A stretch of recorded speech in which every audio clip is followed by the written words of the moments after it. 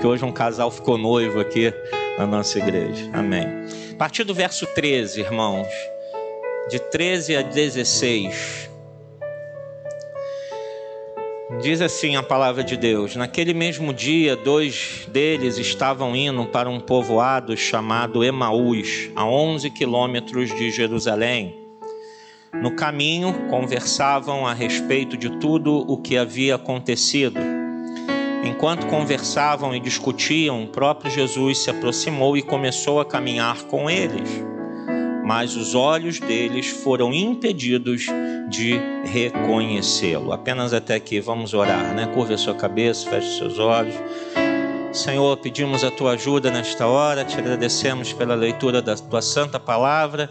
O Senhor conduz os nossos pensamentos. Ó Deus, Senhor, nos leve ao centro da tua vontade. Usa-me como vaso em tuas mãos. Nos abençoa nessa manhã rica e abundantemente a nossa oração, no nome de Jesus. Que a igreja do Senhor diga amém.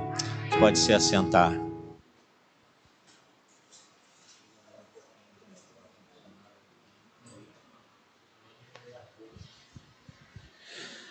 Amém.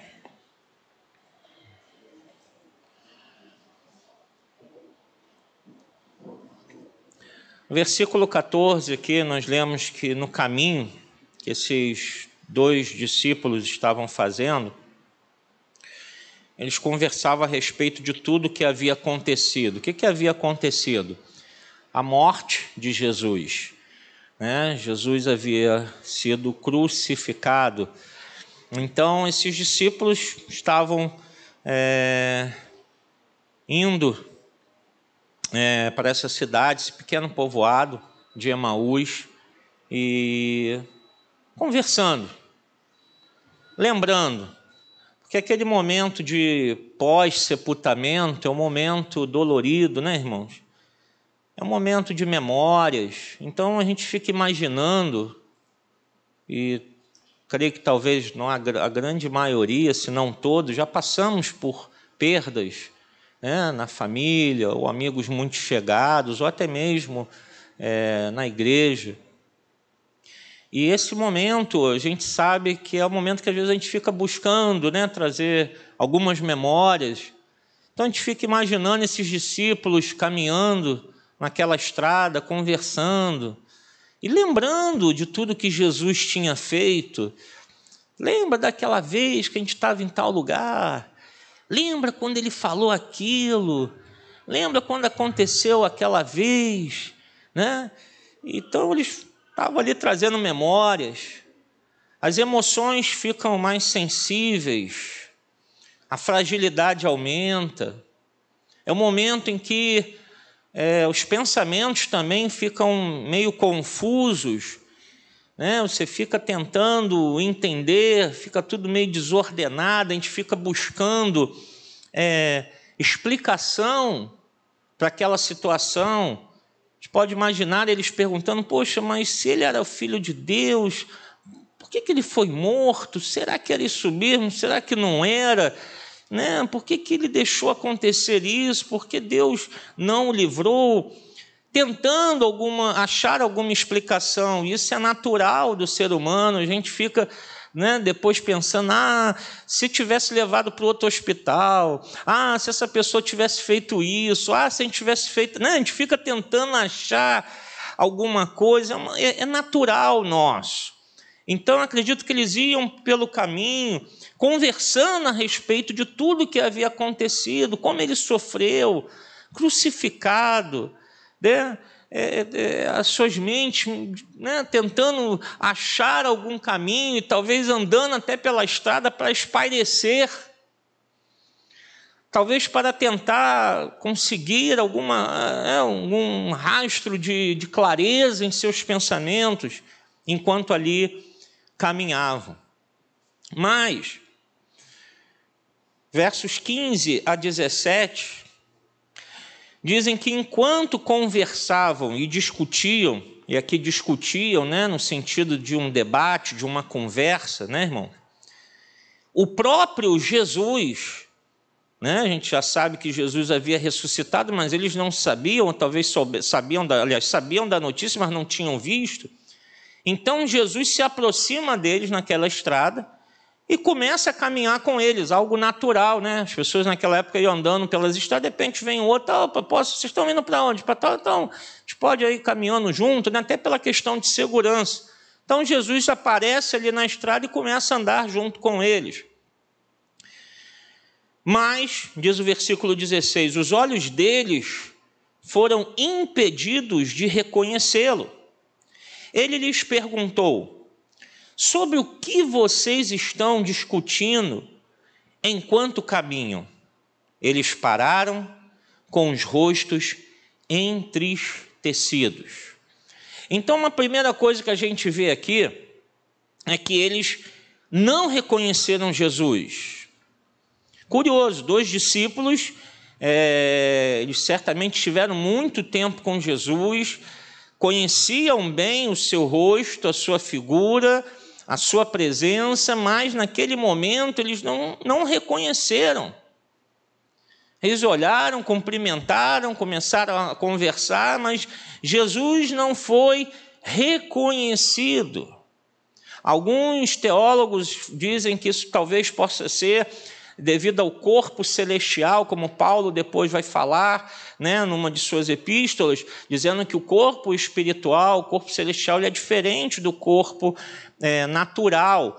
Então, a gente não sabe que diferenças são essas, como é que é isso, mas alguns alegam que de repente foi por isso que há alguma diferença física e eles não conseguiram identificar Jesus, talvez por causa disso. Mas essa é uma linha de pensamento não muito apoiada.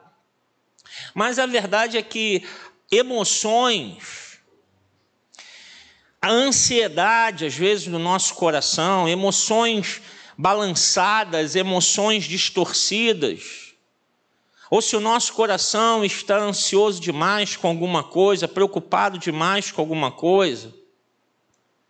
Essa passagem nos deixa um alerta, irmãos, que assim como aqueles discípulos estavam naquele momento movidos, balançados, quebrantados, tristes com o que havia acontecido, estavam, tentando ali se encontrar em meio a esse turbilhão de coisas. Se nós também estivermos desta forma, dificilmente vai nos permitir ver ou ouvir a voz de Jesus.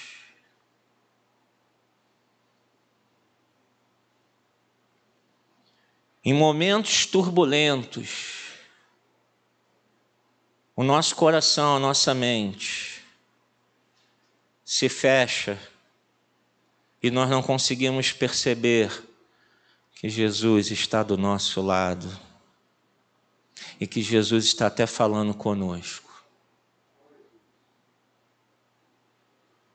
E é um perigo, é um problema.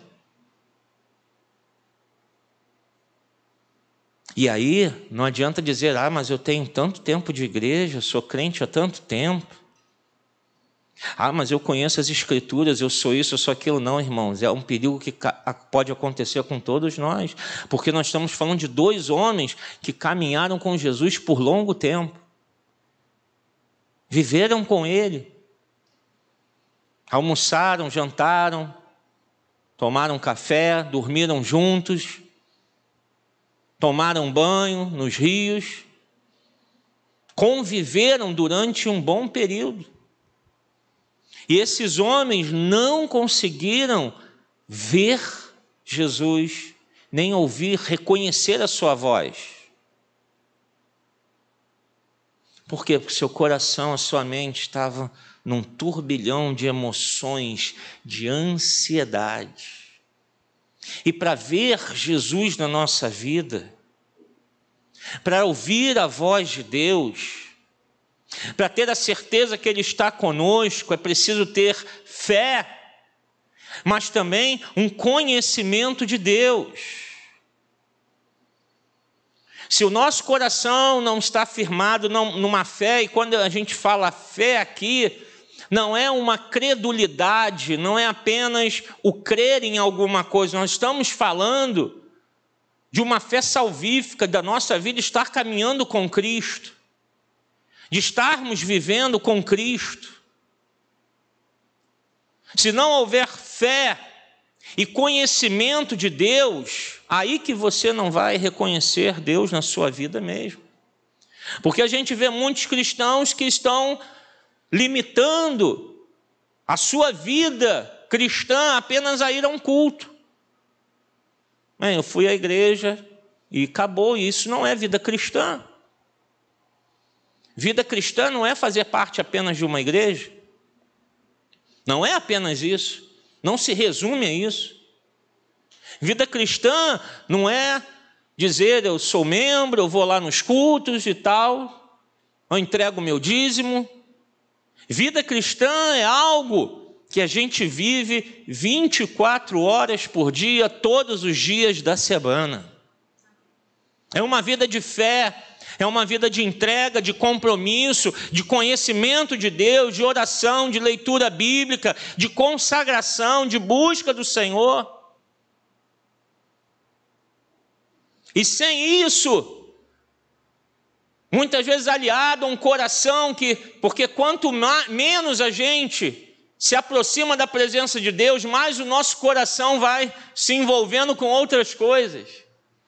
Mais o nosso coração vai ficando turbulento, cheio de emoções, cheio de ansiedades, e o mundo vai jogando essa carga, esse peso sobre nós. Vai jogando sobre a nossa vida situações que a gente vai absorvendo. E se a gente não tem uma vida, um caminhar com Deus, dificilmente vai reconhecer que Cristo está ali ao seu lado, ou que Ele está falando contigo, está dando direção à tua vida. Aqueles homens não perceberam, não notaram nada.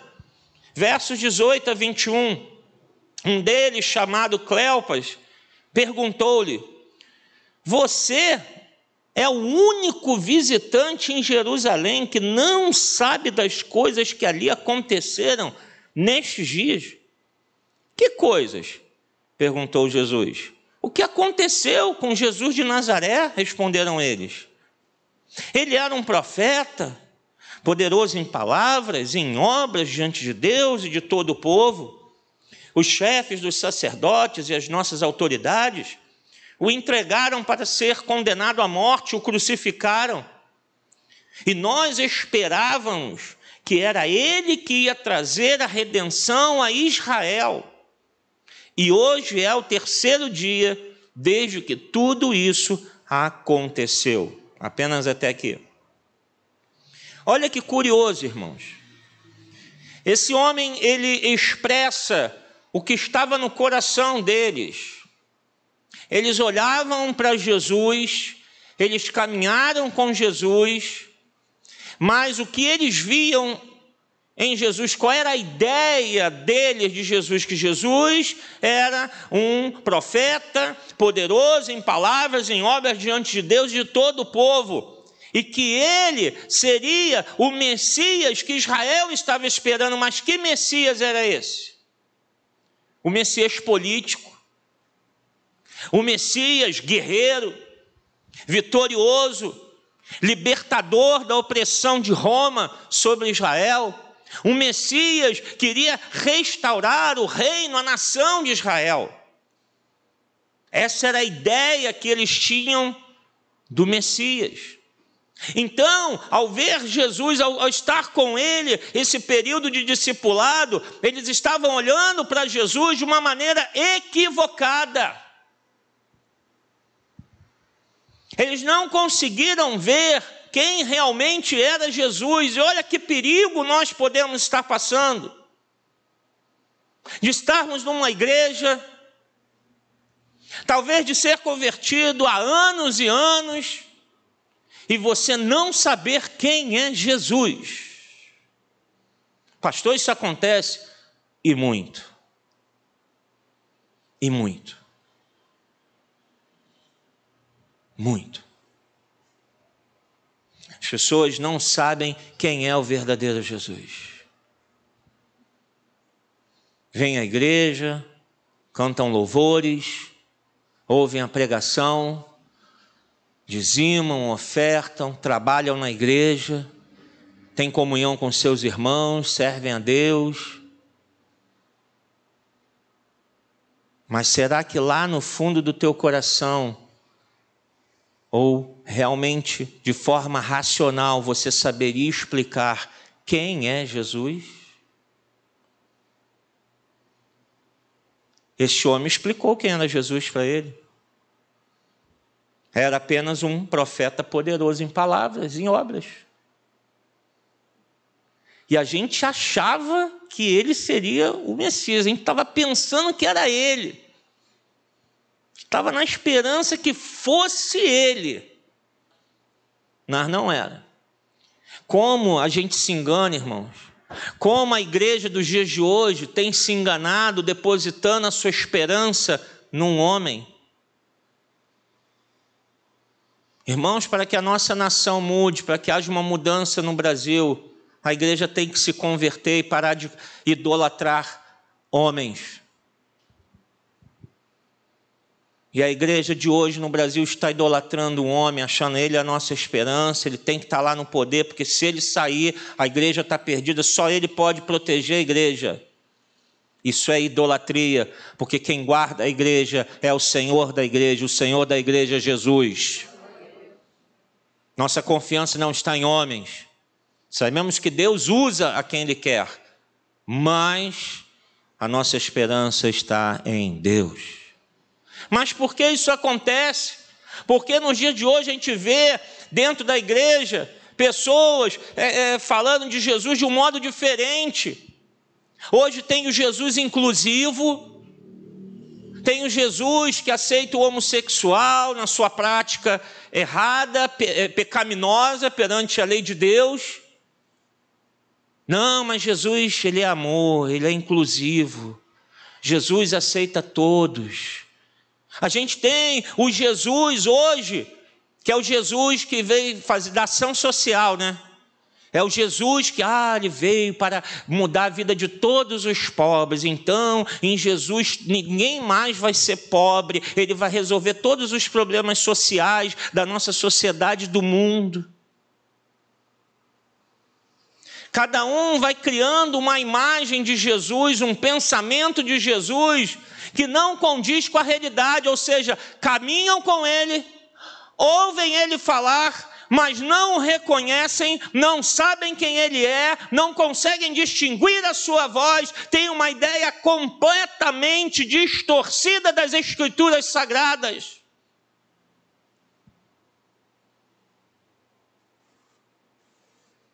Por que isso acontece?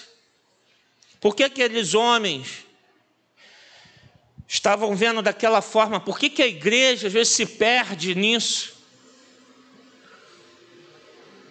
Porque as mentes estão cauterizadas. Os pensamentos estão endurecidos.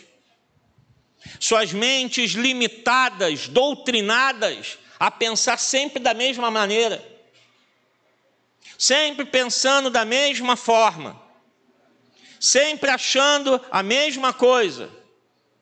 Sempre pensando, é desse jeito, é assim e tal, é assim que eu penso, é assim que eu acho, é assim e tal, e pronto.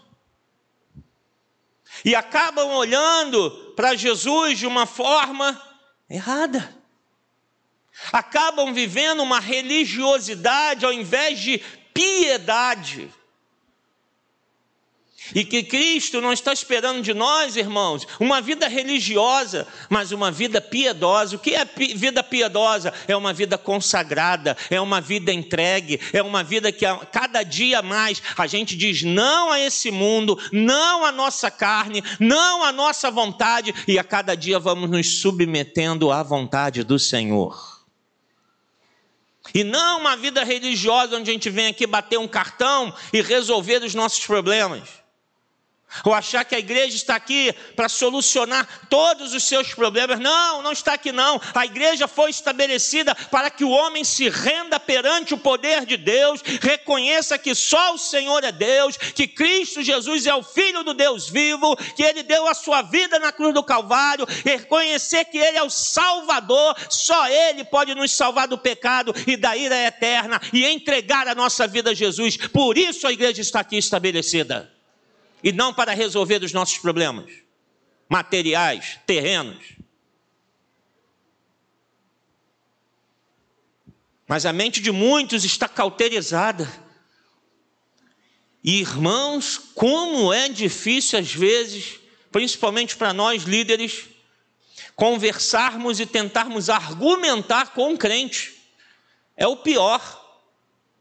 Porque quando você vai argumentar com quem não conhece a Bíblia, você vai falar da Bíblia, vai mostrar, não, mas olha só, por que a gente pensa assim? Porque a Bíblia diz assim, entendeu? E tal, tá, estou entendendo, não sabia. Mas o crente sabe. Aí você vai mostrar a Bíblia para o crente vai falar, não, eu já sei disso. Mas então, pois é, mas eu já sei, mas eu não penso assim.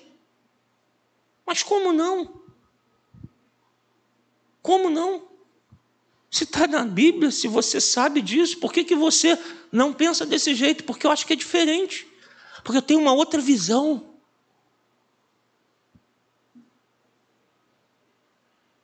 Esse é um risco muito sério, irmãos. Que nós podemos estar dentro da casa de Deus nos enganando com uma religiosidade falsa. Achando que estamos indo para o céu e não estamos, porque não estamos vivendo um compromisso real com Cristo Jesus. Nós estamos vivendo uma religiosidade, uma vida ao nosso bel prazer, do nosso jeito, uma vida distante da vontade do Senhor. Versículos 22 a 27. Vamos prosseguir nessa narrativa. Algumas das mulheres, Cleopas continua falando, algumas das mulheres entre nós nos deram um susto hoje. Foram de manhã, bem cedo, ao sepulcro e não acharam o corpo dele. Voltaram e nos contaram ter tido uma visão de anjos que disseram que ele está vivo. Alguns dos nossos companheiros foram ao sepulcro e encontraram tudo exatamente como as mulheres tinham dito, mas não ouviram. Ele lhes disse, como vocês custam a entender e como demoram a crer em tudo que os profetas falaram. Não devia o Cristo sofrer estas coisas para entrar na sua glória? E começando por Moisés e todos os profetas, explicou-lhes o que constava a respeito dele em todas as Escrituras. Somente até aqui. Meus amados, sem uma mudança interior em nós, nós não vamos ver nem entender o que Deus está fazendo. O problema daqueles homens é que eles não conseguiram, Jesus teve que ali naquele momento explicar as Escrituras. Explicar algo que eles já conheciam, já sabiam. Se não houver uma mudança aqui dentro, a Bíblia para nós vai ser uma coisa estranha. Ou como a gente chegou a ver ano passado, um líder aí renomado pedindo para que a Bíblia fosse atualizada. Precisamos fazer uma atualização na Bíblia, trazer ela para os dias de hoje, porque ela está ultrapassada. A palavra de Deus jamais será ultrapassada. Ela serviu no passado, ela serve hoje, servirá sempre, porque Deus, Ele é o mesmo ontem, hoje e sempre. Ele não muda. A Bíblia sempre é atual, ela sempre tem resposta para tudo. O problema é que falta uma mudança aqui dentro. O homem não quer deixar o pecado, não quer deixar a sua vida longe de Deus.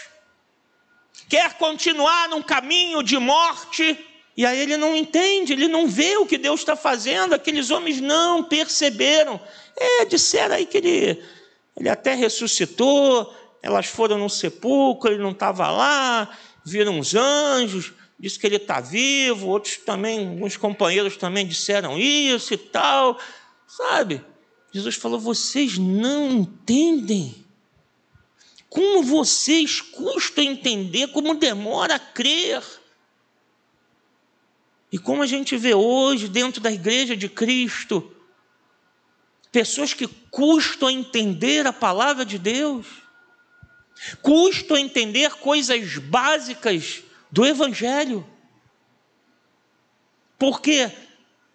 Porque querem viver apenas uma religiosidade, não há uma entrega pessoal, não há mudança de vida. Irmãos, o que tem que marcar a vida do crente é um encontro pessoal com Cristo Jesus. Você já teve esse encontro, você e Ele?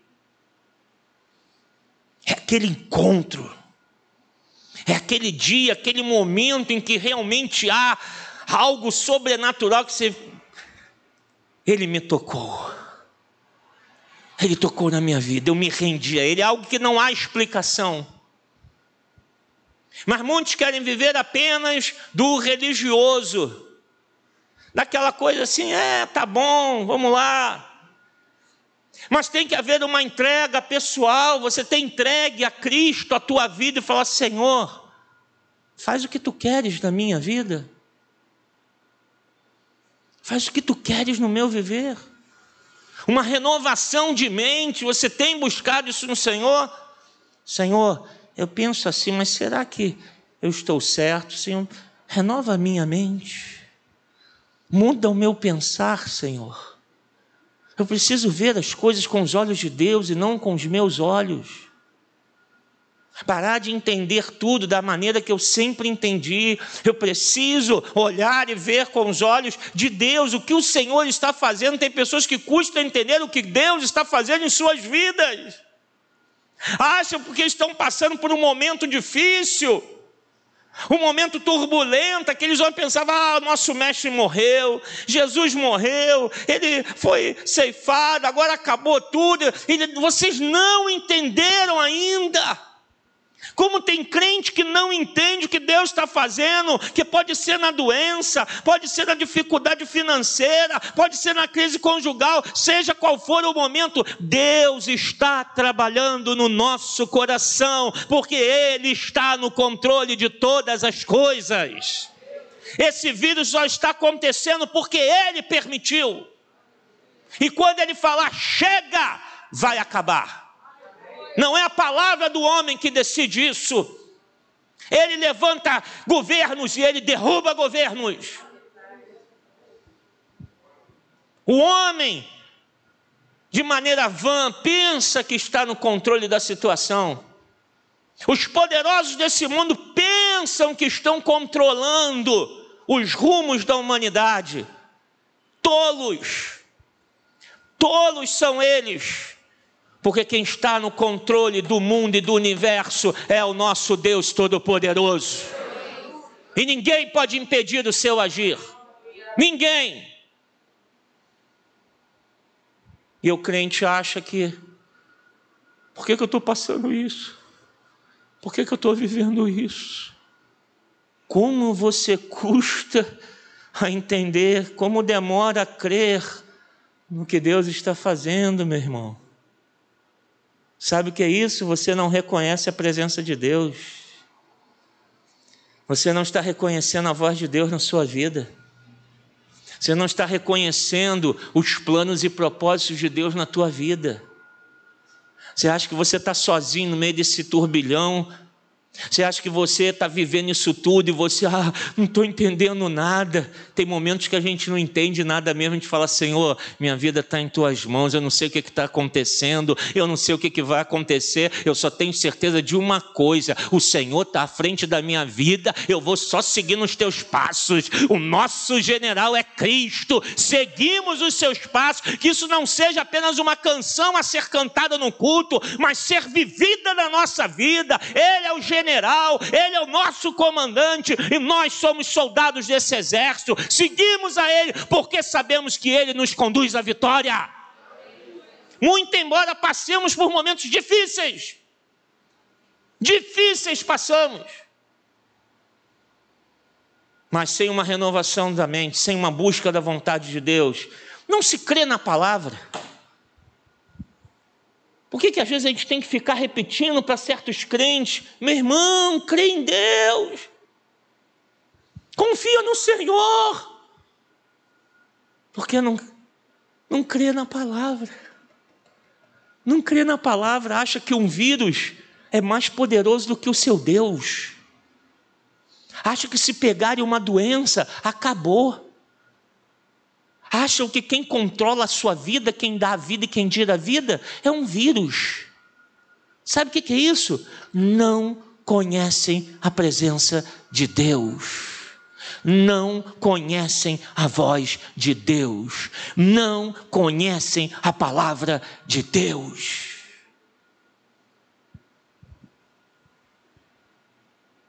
Não conhecem.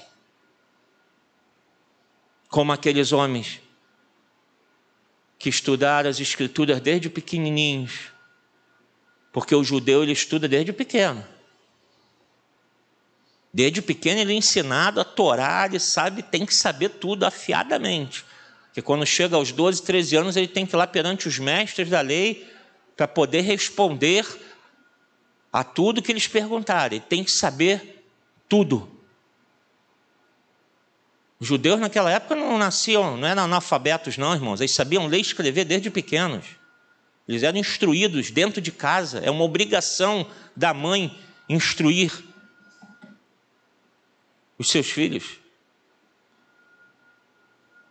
E esses homens, embora conhecessem, soubessem das Escrituras, Jesus fala: como vocês custam entender?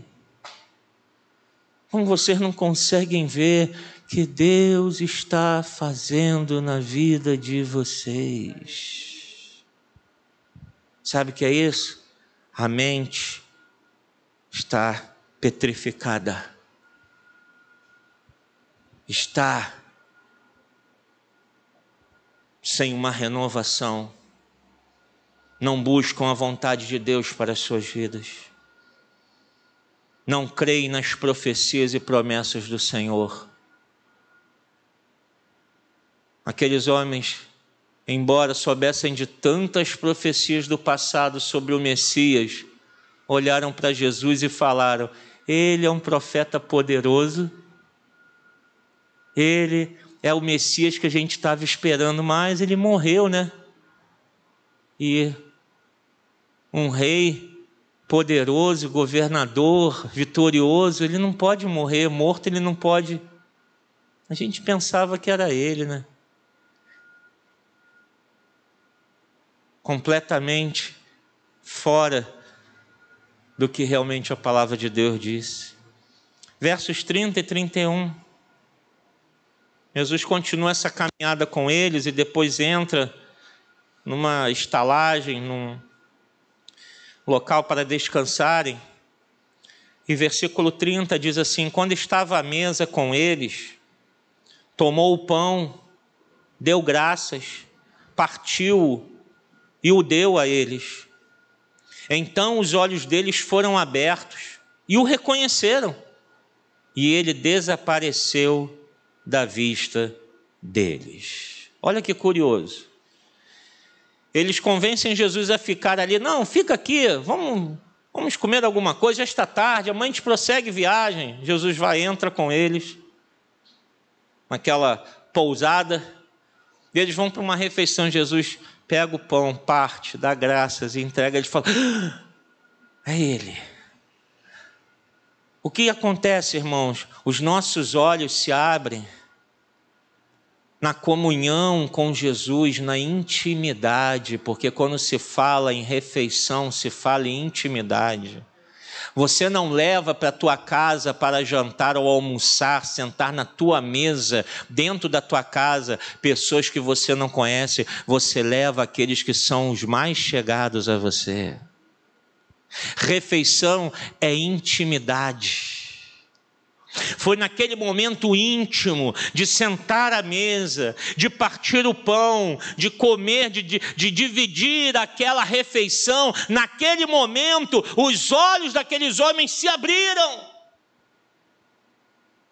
Porque às vezes a igreja não está vendo Deus na sua vida, não está vendo o operar de Deus na sua vida, não está vendo o agir de Deus na sua vida. Porque não estão buscando uma vida de comunhão com Jesus, na intimidade. Jesus é um estranho para eles, que está apenas seguindo no caminho, naquela estrada. Jesus é um ser, é uma imagem, é qualquer coisa nas suas mentes, mas não uma pessoa real, participativa e que está na sua vida todo dia, toda hora, todo momento. Não vivem em comunhão. Jesus não vai com eles para o trabalho, Jesus não vai com ele para a escola, não vai com ela ao mercado, não está com ele dentro de casa. Às vezes nem traz ele para a igreja. Vem para a igreja, Jesus nem vem acompanhando ele. Porque não tem comunhão. Porque não tem intimidade. Porque não cultiva um relacionamento com Deus. Seguir a Cristo é cultivar um relacionamento diário, íntimo com Jesus. Não é só vir a um culto por semana. Às vezes vem 3, né? E tem uns que vem 1 por semana. Tem gente que vem 1 vez por mês e acha que está bom. E acha que não está tudo bem. Porque não sente falta. E amados, aqui tem algo mais profundo. Porque Jesus toma o pão, parte, dá graças. Esse ato lembra o quê? A instituição da ceia do Senhor, da Páscoa, em que Jesus pega o pão, parte e dá graças e dá aos seus discípulos.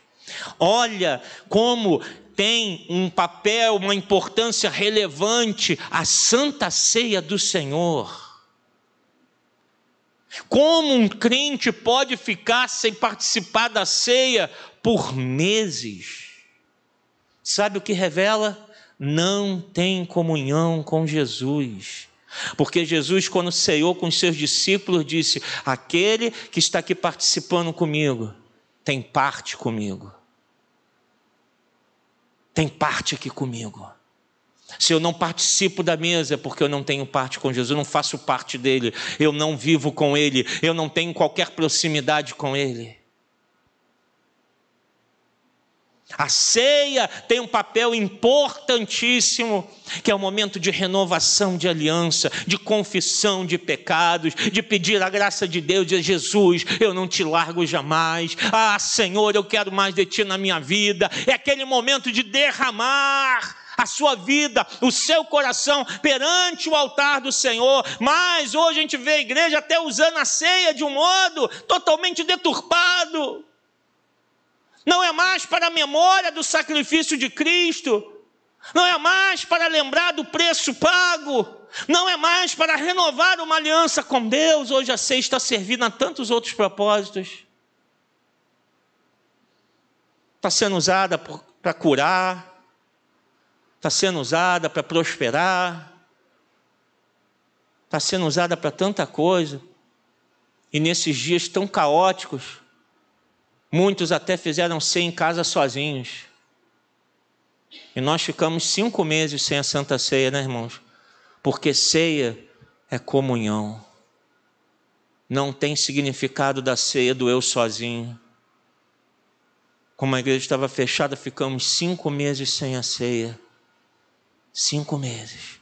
Mas podemos voltar, porque ceia é estarmos juntos aqui como um só corpo, uma família, uma igreja. Vida piedosa, consagrada, é isso que nos aproxima de Jesus, que nos faz reconhecer Jesus, que nos faz reconhecer a sua voz. Como eu vou saber que Jesus está falando comigo? Seja íntimo dele. Sabe aquela pessoa que às vezes liga para a tua casa e tenta mudar a voz, mas tu já conhece tanto a voz dela, tu fala, já sei quem é, sabe nada. A pessoa está mudando a voz lá, fazendo mais fininha, ou mais grossa, sabe nada, tal. Eu sei quem é, já sei quem é, fulano de tal, fulano, já sei. Não adianta a tua voz, não é? É ou não é, gente? Tem, né? Se bem que essa semana eu liguei para a casa de um irmão,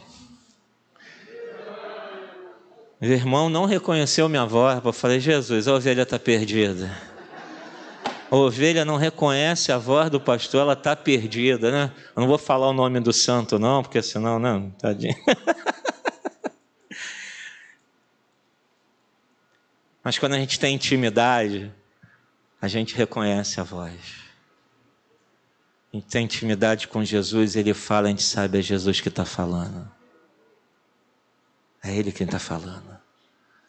É Ele quem está dirigindo a minha vida. A presença dEle está aqui do meu lado. Ele está comigo nesse negócio. Momento difícil, mas Ele está comigo. Ele está do meu lado.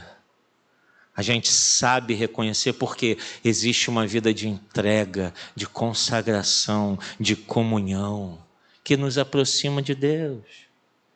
Versículo 32. Perguntaram-se um ao outro, não estava queimando o nosso coração enquanto Ele nos falava no caminho e nos expunha as Escrituras? Olha a pergunta que eles fazem um ao outro. Quando Ele estava falando, você sentiu, né, uma coisa assim, né? Um fogo, uma coisa ardendo. Eu fiquei até arrepiado. Ele ia falando, o rapaz me dava uns arrepios e tal. Tu sentiu isso também? Também sentia, rapaz, aquela coisa assim. E tem aí um outro alerta para a gente. Às vezes a gente está num caminhar agradável com Jesus, né? Às vezes o caminhar pode estar muito agradável, a gente está seguindo pela estradinha com Jesus. Está tudo ótimo. Aqueles dois estavam caminhando com Jesus do lado deles. Mas não está acontecendo nenhuma implicação espiritual na nossa vida. Você vem à igreja, volta para casa, você vem no outro dia, volta para casa, vem no outro dia, volta para casa. Mas a pergunta é, o que está mudando na sua vida?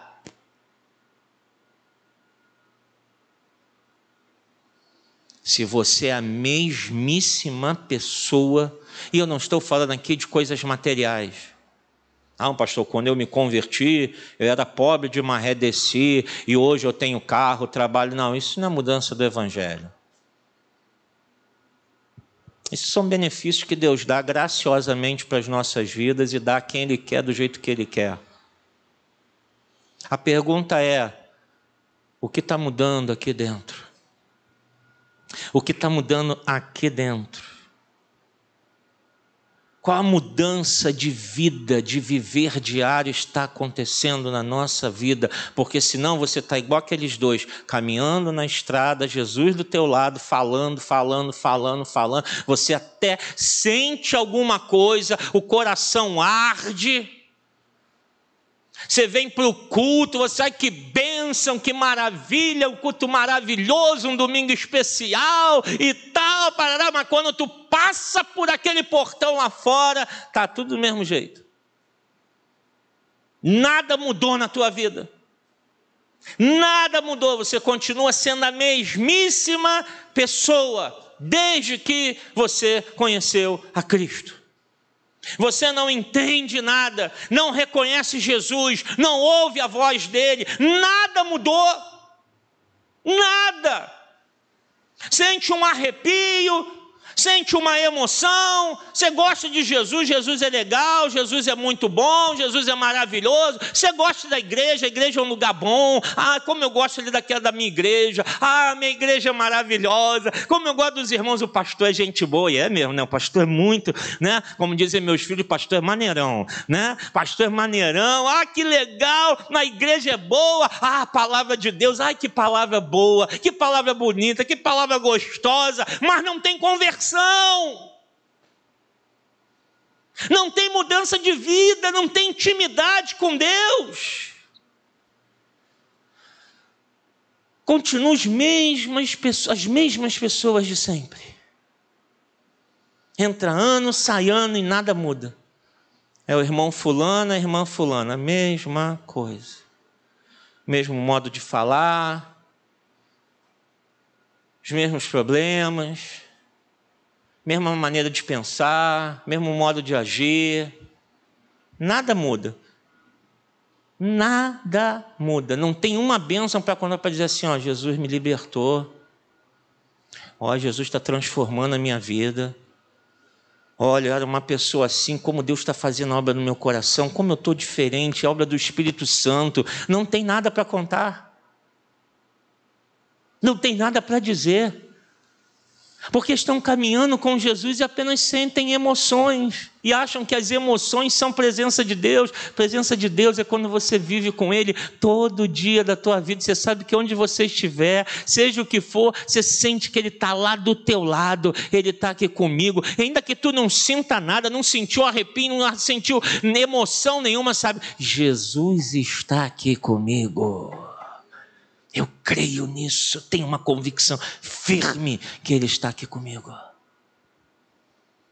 Irmãos, pessoas assim revelam uma mente fechada para o Evangelho.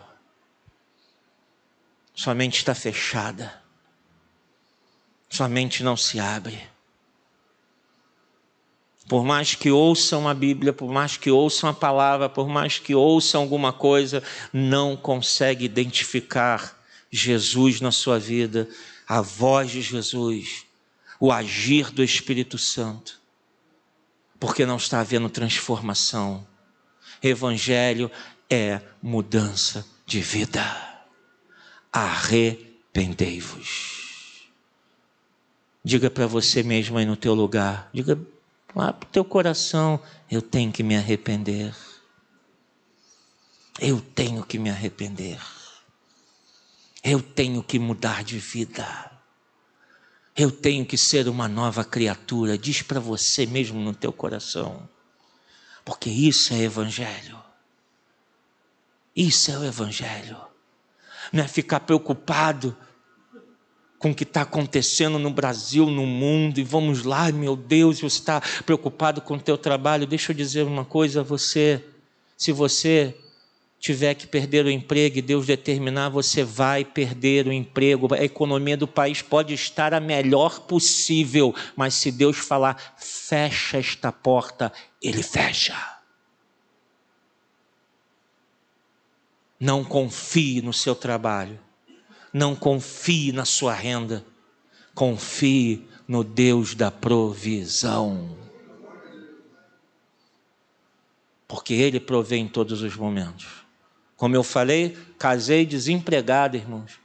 Com tudo marcado, né, filha? Tudo. O que eu vou fazer? Desmarcar tudo. Eu falei, não, vamos embora. Deus proverá.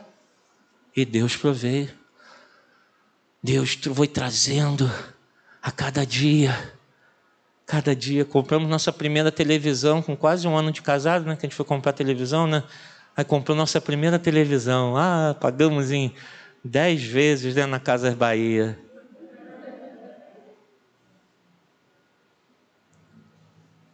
Dez vezes. E sem juros.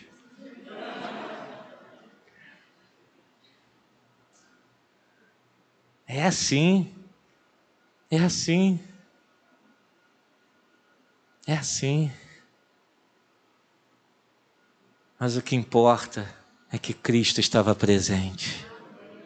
Comemos, bebemos, pagamos nossas contas. Nunca tive o meu nome sujo na minha vida. Nunca. Nunca. Nunca. Nunca deixamos de nos alimentar um dia sequer na nossa vida. Nunca. Nunca. Deus sempre enviou a provisão. Sempre. Ou a gente confia e vive esse Deus na intimidade, ou ele vai ser apenas uma figura imaginária, alguma coisa que a sua mente cria e você, é isso aí, mas não. Ele tem que estar na comunhão da nossa vida e para isso tem que haver aqui dentro transformação. Transformação. Que não sejamos como esses dois irmãos. Que a gente não esteja na estrada sem reconhecer quem está caminhando com a gente. Que a gente não seja crentes que não sabem ouvir a voz de Deus. Pelo contrário, que sejamos uma igreja íntima dele. Íntima, que a gente tenha testemunhos para contar. Que lá no nosso grupo do Telegram, ou até aqui num culto, você fala, pastor, eu tenho um testemunho para dar. Pode ser um testemunho de 30, porque a pessoa pensa que testemunho vai ficar meia hora falando. Não, é rápido. 1 minuto, 1 minuto e meio, você conta, vai direto ao ponto, né? Quando eu nasci em 1938 e tal, minha mãe, não, vai direto ali, sabe? Eu estava desempregado, estava passando uma luta e tal, e olha, sabe, Deus foi abrir uma porta, eu fui lá, fiz um exame, deu não sei o que, eu voltei lá, orei a Deus e por um milagre o negócio sumiu, irmão, estou curado, acabou. Você não gasta 30 segundos para isso, mas você vai edificar a vida de muita gente. Muita gente.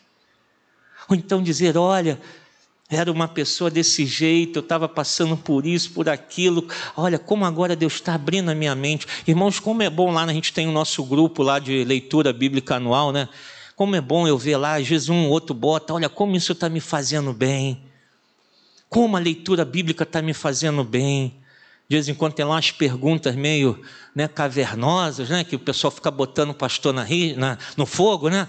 E aí, pastor, isso aqui, né? Mas é bom, foi isso mesmo, pergunta mesmo, né?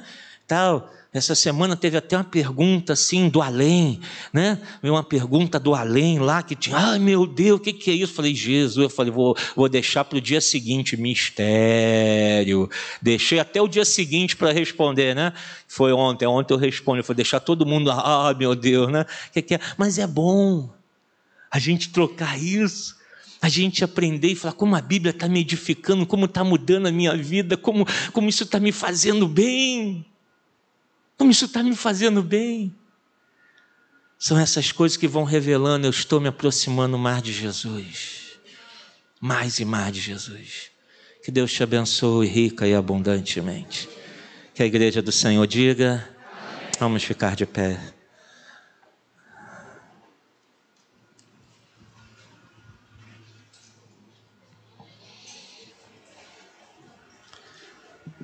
Senhor, te agradecemos pela tua santa palavra.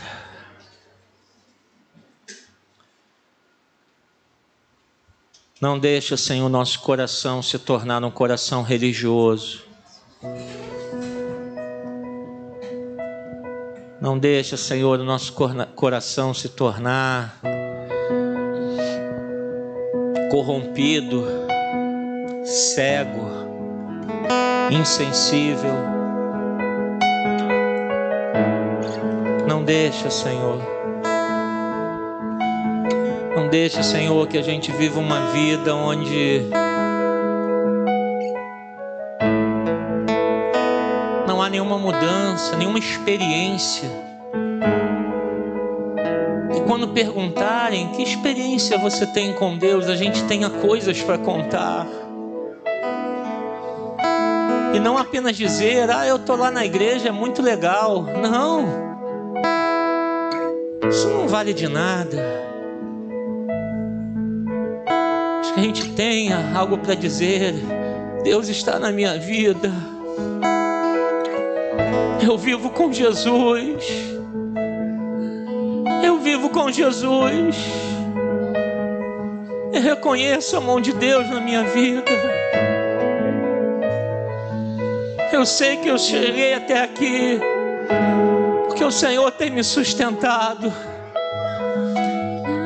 porque eu sei em quem tenho crido e sei que Ele é poderoso para fazer infinitamente mais. Sei que a cada dia o Senhor está fazendo uma obra maravilhosa em meu viver. Obrigado, Senhor, pela Tua palavra. E se há entre nós, ó Deus, religiosos, pessoas secas, sem experiências reais contigo, que hoje seja um marco, Senhor, uma data de mudança, uma data de transformação,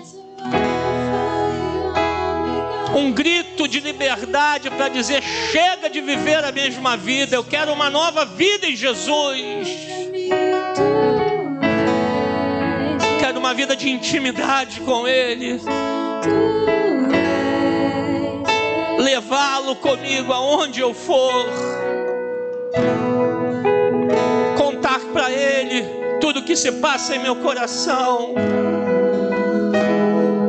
Que o Senhor seja o nosso amigo mais íntimo, nosso confidente. Oh, Espírito Santo de Deus, opera em nossos corações. Transforma-nos, Senhor, para que sejamos a Tua igreja, para que sejamos um corpo moldado pelo Espírito de Deus. Obrigado pela Tua palavra. O Senhor comece uma obra hoje em nós. Nós te pedimos em nome de Jesus Cristo. E te agradecemos pelo que o Senhor está falando ao nosso coração. E que a igreja diga amém. Vamos cantar e dizer isso ao Senhor. Erga as suas mãos. És o Alfa e Ômega, início e fim. És o ar que eu respiro. Tudo pra mim tu és, Jesus. Tudo Jesus. És o Alfa. És o Alfa e Ômega, início e fim. És o ar que eu respiro. Tudo pra mim tu és Jesus. Tu és Jesus.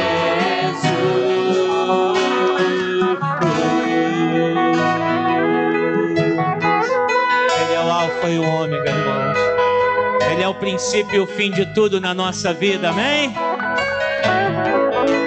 Diga para a pessoa ao seu lado. Tenha experiências com Jesus. Olha para o seu irmão ao seu lado e diga: ó, viva com Jesus. É isso que vai fazer diferença na nossa vida, irmão. É isso que faz diferença na nossa vida. Antes de fazer a oração final, vamos ter lá, a Stephanie e o Diácono Lucas estão oferecendo um pedacinho de bolo, né? E um refrigerantezinho. Você pode dar todos estão convidados lá na cantina, aberta a todos, né? Só um pedacinho de bolo, só para marcar a data, né? Então você pode ir lá cumprimentar o casal, né? Aproveitar e comer um pedacinho de bolo, ou então levar para casa, que tá, né? É a marmitinha, né? Você pode levar também, tá bom? Cantina também está funcionando, então ao sair você pode dar um pulinho lá atrás, estar em comunhão também com seus irmãos. Logo mais, 18 horas, estaremos de volta. Eu estarei pregando a palavra de Deus também à noite. Espero por você aqui. Venha cultuar ao Senhor. Vamos agradecer ao Senhor. Obrigado, Deus, por esta manhã. Obrigado por podermos louvar e adorar o Teu nome, pela Tua santa palavra. Obrigado, Jesus. E que o Senhor continue conosco durante esse dia. Aliás, nós sabemos que o Senhor sempre está conosco. O que falta é que nós estejamos contigo. Então ensina-nos, Espírito Santo, desperta-nos a estarmos contigo em todos os momentos do dia. a lembrar do Senhor em todos os momentos do dia e viver essa intimidade contigo. Leva-nos na tua paz. Abençoa o almoço, esse dia e logo mais o culto, Senhor. Que o Senhor venha nos visitar e nos abençoar rica e abundantemente. Nós te louvamos, nós exaltamos o teu nome e te agradecemos no nome de Jesus. E que a graça do Senhor Jesus, o amor de Deus o Pai e as consolações do Espírito Santo estejam sobre todos nós. E assim toda a igreja pode dizer: a paz do Senhor. Cumprimente seu irmão de sair até logo mais às 18 horas. Tudo pra mim.